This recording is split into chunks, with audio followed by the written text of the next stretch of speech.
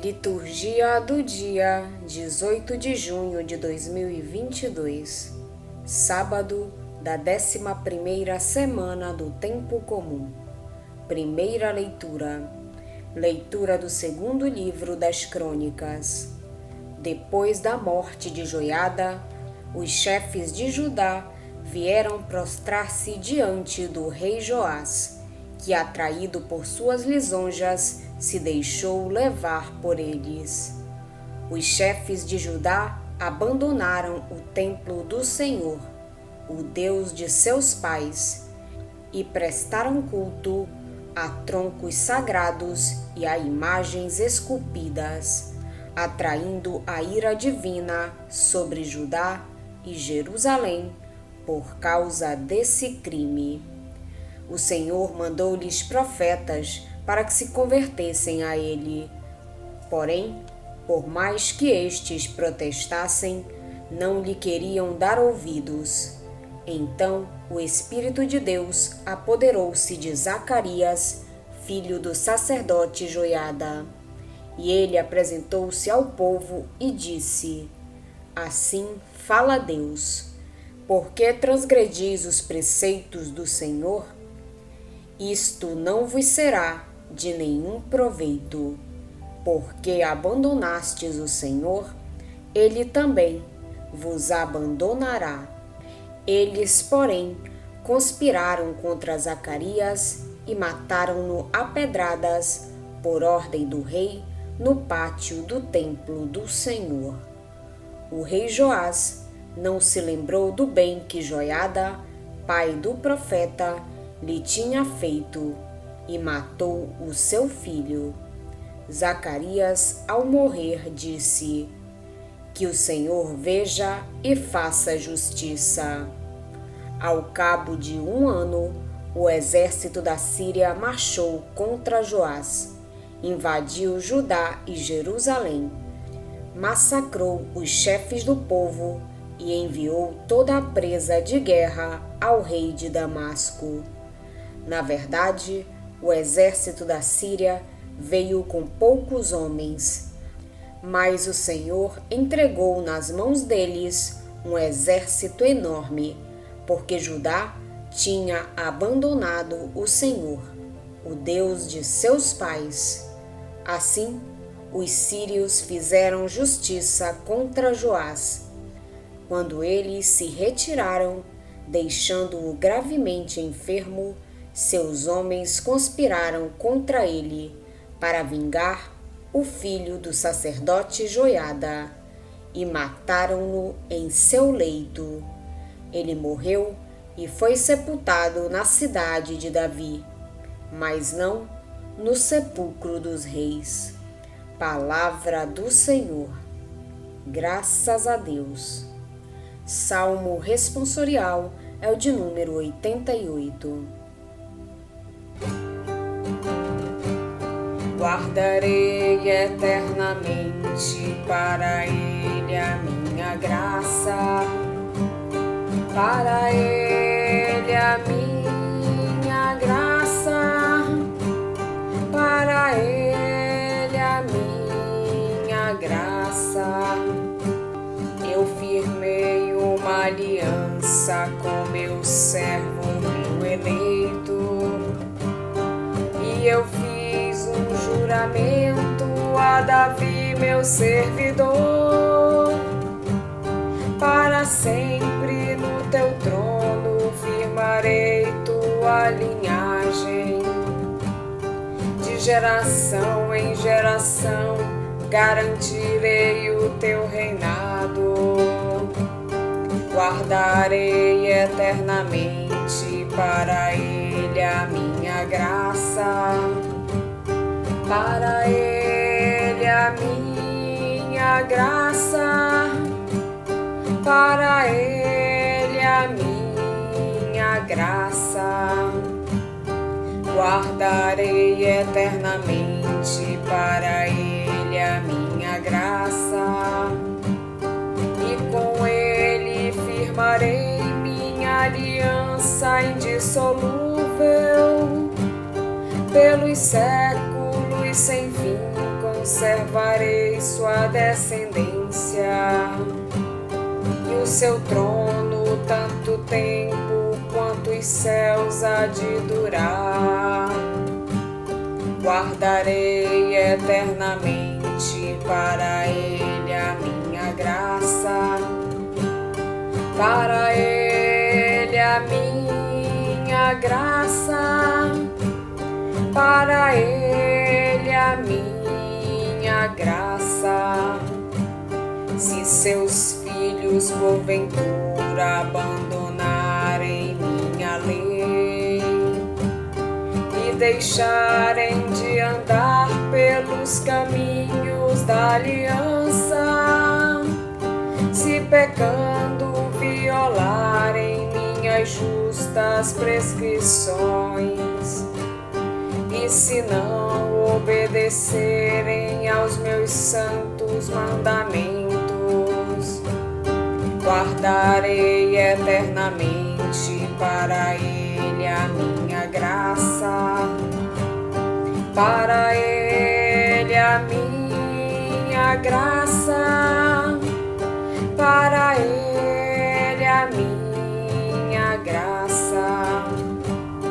Eu então castigarei os seus crimes com a vara, com açoites e flagelos punirei as suas culpas, mas não hei de retirar-lhes minha graça e meu favor, e nem hei de renegar o juramento que lhes fiz.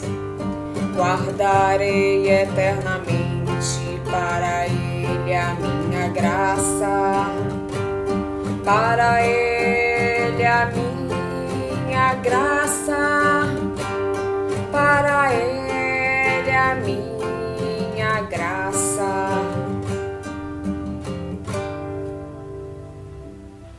Evangelho de Jesus Cristo segundo São Mateus. Naquele tempo, disse Jesus aos seus discípulos: Ninguém pode servir a 2 senhores, pois ou odiará um e amará o outro, ou será fiel a um e desprezará o outro. Vós não podeis servir a Deus e ao dinheiro. Por isso eu vos digo: não vos preocupeis com a vossa vida. Por isso eu vos digo: não vos preocupeis com a vossa vida, com o que havereis de comer ou beber, nem com o vosso corpo, com o que havereis de vestir. Afinal, a vida não vale mais do que o alimento, e o corpo mais do que a roupa? Olhai os pássaros dos céus. Eles não semeiam, não colhem, nem ajuntam em armazéns. No entanto, vosso Pai que está nos céus os alimenta. Vós não valeis mais do que os pássaros?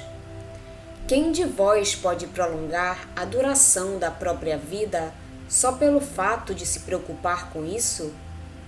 E por que ficais preocupados com a roupa?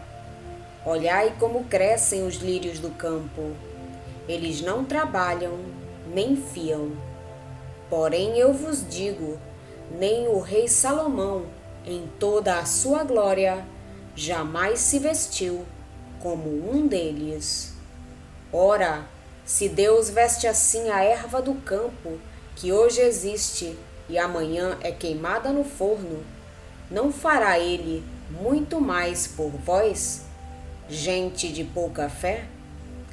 Portanto, não vos preocupeis dizendo: que vamos comer, que vamos beber, como vamos nos vestir? Os pagãos é que procuram essas coisas. Vosso Pai que está nos céus sabe que precisais de tudo isso. Pelo contrário, buscai em primeiro lugar o reino de Deus e a sua justiça, e todas estas coisas vos serão dadas por acréscimo. Portanto, Não vos preocupeis com o dia de amanhã, pois o dia de amanhã terá suas preocupações.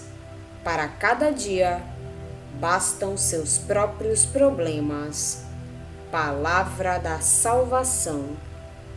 Glória a vós, Senhor. O princípio da retribuição percorre toda a história deuteronomista. Os bons recebem prêmios e os maus castigos. Esse mesmo princípio serve para explicar a destruição de Jerusalém, do templo e o exílio, que são consequências dos pecados coletivos e reiterados do povo. É à luz do princípio da retribuição que é lida a queda de Samaria em 721, prelúdio da queda de Jerusalém. Morto o sumo sacerdote Joiada, o rei Joás, consagrado por ele, cedeu às tendências sincretistas dos chefes de Judá, caindo na idolatria. Em vão o profeta Zacarias, filho de Joiada, tentou evitar esse crime. Foi apedrejado até a morte. Mas a justiça divina, segundo o princípio da retribuição, não se fez esperar. Veio a invasão dos arameus e a morte do rei, na própria cama, às mãos dos seus homens, que conservavam grande respeito por Joiada, e não concordaram com a morte do seu filho Zacarias. No texto do Evangelho, a última seção do capítulo 6 de Mateus refere a alternativa de opção perante a qual se encontra o cristão. Ninguém pode servir a dois senhores, ou não gostará de um deles e estimará o outro, ou se dedicará a um e desprezará o outro. Não podeis servir a Deus e ao dinheiro. Há, pois, que decidir-se pelo Senhor a quem se quer servir, ou Deus ou dinheiro, isto é, o lucro e, portanto, os bens do homem, mas também a avidez com que o homem os procura e os possui. A ânsia na busca de bens materiais revela pouca fé, frequentemente denunciada por Mateus, mas também pouca confiança na providência divina. Para inculcar essa confiança, Jesus aponta as aves do céu e os lírios dos campos. Se essas criaturas que hoje vivem e amanhã estarão mortas são alimentadas pela providência de Deus, também os homens a quem foi prometida a eternidade serão alimentados por Deus. Há que hierarquizar as nossas necessidades e os bens. O primeiro lugar pertence aos bens espirituais, que dão o sentido e o justo valor aos bens materiais. A verdadeira preocupação do homem há de ser o reino de Deus e a sua justiça. Permanecer nele, permanecer no senhorio de Deus. A primeira leitura refere com muita clareza o erro em que incorreu Judá e que levou à queda de Jerusalém. Abandonaram o templo do Senhor, Deus de seus pais, e prestaram culto aos troncos sagrados e aos ídolos. Trata-se, pois, da idolatria. Que terá isto a ver conosco? É verdade que não adoramos troncos sagrados nem ídolos, mas não tomamos muitas vezes como fins realidades que são apenas meios para chegar ao nosso fim? Jesus, no Evangelho, denuncia a idolatria do dinheiro.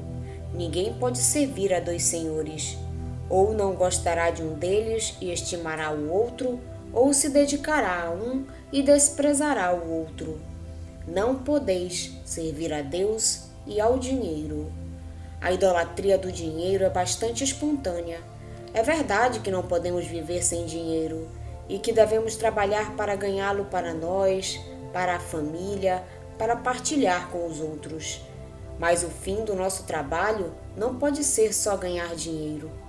Há outros valores, como a nossa própria realização pessoal e o progresso no reino de Deus. Buscai primeiro o reino de Deus e a sua justiça, e tudo o mais vos será acrescentado. O cristão há de estar consciente de que quando trabalha, está também a servir, e há de servir com amor. O dinheiro deve permanecer no seu lugar de servidor e não tornar-se patrão, um ídolo. Para evitar essa idolatria, Jesus convida-nos à confiança na providência divina. Não vos inquieteis quanto à vossa vida, com o que haveis de comer ou beber, nem quanto ao vosso corpo, com o que haveis de vestir. O vosso Pai Celeste bem sabe que tendes necessidade de tudo isso. As nossas preocupações materiais não podem sufocar as espirituais, principalmente o crescimento no amor. Na medida em que estes valores forem penetrando na sociedade, vai progredindo a justiça e a paz, a liberdade e a fraternidade. Os problemas fundamentais do homem, o sentido da vida, o modo como valorizá-la, o destino da nossa existência, a aspiração pelo infinito, infundida no coração do homem, não podem encontrar resposta nas coisas materiais ou nas pessoas, todas elas limitadas e caducas, frágeis, canas agitadas pelo vento, que mal se governam a si mesmas. Aqui nasce a exigência de Deus. O valor do homem não está em ter muito, mas no ser. E o ser do homem é tanto mais perfeito quanto mais experimenta a intimidade de Deus. Procurai primeiro o reino dos céus, e todo o resto vos será dado por acréscimo. Vamos pedir a Deus que nos auxilie no dia de hoje para que possamos permanecer na sua santa vontade. Pedimos também a intercessão da Virgem Maria e de todos os anjos e santos de Deus. Pai nosso que estais nos céus, santificado seja o vosso nome. Venha a nós o vosso reino, seja feita a vossa vontade, assim na terra como no céu. O pão nosso de cada dia nos dai hoje. Perdoai-nos as nossas ofensas, assim como nós perdoamos a quem nos tem ofendido. E não nos deixeis cair em tentação, mas livrai-nos do mal. Amém. Oração. Senhor, fonte e origem da nossa salvação, fazei que vos louvemos incessantemente durante a vida terrena e possamos participar um dia no louvor eterno do céu. Por nosso Senhor Jesus Cristo, vosso Filho, na unidade do Espírito Santo. Amém. Estivemos reunidos em nome do Pai, do Filho e do Espírito Santo. Amém. Tenham todos um abençoado dia. Fiquem na santa paz de Jesus. Se inscrevam no canal, deixem seu like e compartilhem essa mensagem com seus amigos. Um grande abraço e até o próximo vídeo.